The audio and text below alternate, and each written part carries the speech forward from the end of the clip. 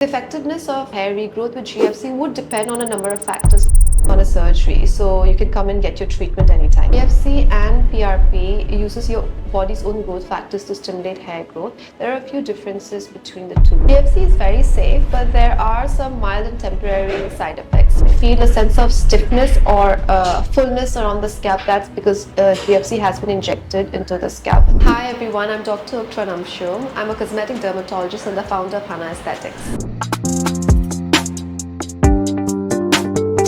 So GFC is a growth factor concentrate. It is used for hair regrowth in patients especially who have hair thinning like androgenetic alopecia, or even if you've had an illness for a prolonged time and then you start having hair thinning, which is called telogen effluvium.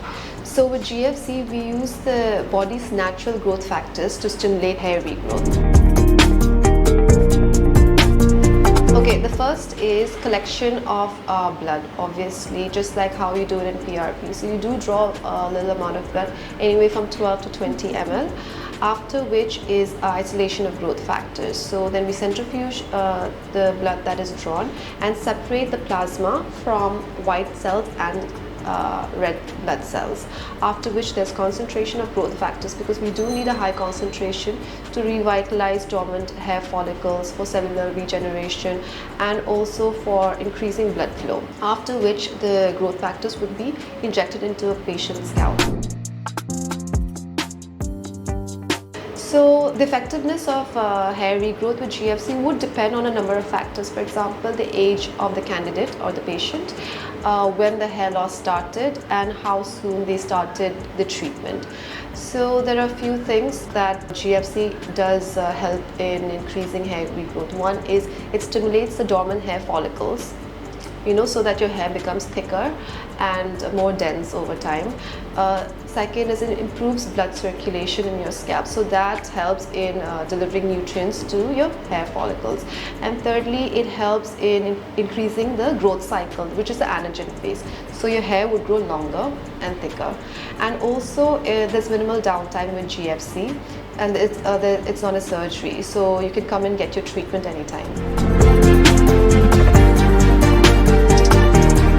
GFC and PRP uses your body's own growth factors to stimulate hair growth. There are a few differences between the two.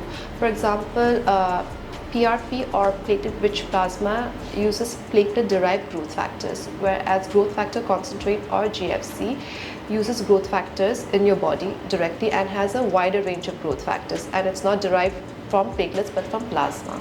Therefore, it is a bit more effective than PRP.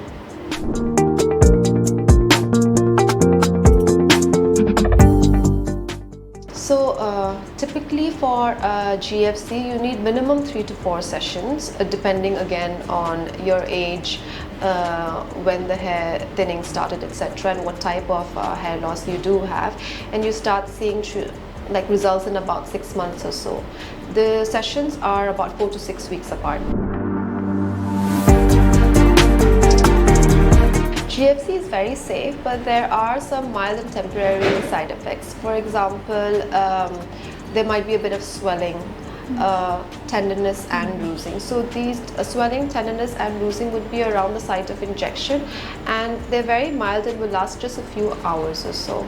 The other is there might be a bit of itching, that is also temporary. Patient might feel a sense of stiffness or fullness around the scalp. That's because GFC has been injected into the scalp. Apart from these temporary and mild side effects, there aren't any, and they just last for a few hours. Okay.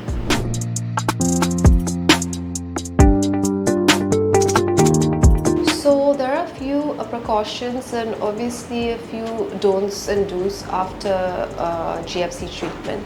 The first is avoid shampooing your hair for the night that you do get your treatment. Shampoo after 24 hours.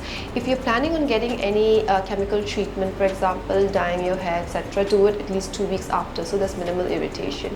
Avoid strenuous exercises, steam, sauna for the next 48 hours or so. Avoid alcohol and smoking, so that wound healing is best. Try to sleep with your head a little elevated so that there's minimal discomfort. GFC is good for people who are in the early and moderate stages of hair loss, not for people who are completely bald, and it is good for people who have a history of androgenetic alopecia. So GFC is good for people who have genetic history of androgenetic alopecia. So GFC would actually slow down the process of hair thinning. It's also good for people who have scalp health issues because it increases the blood flow to deliver nutrients to dormant hair follicles.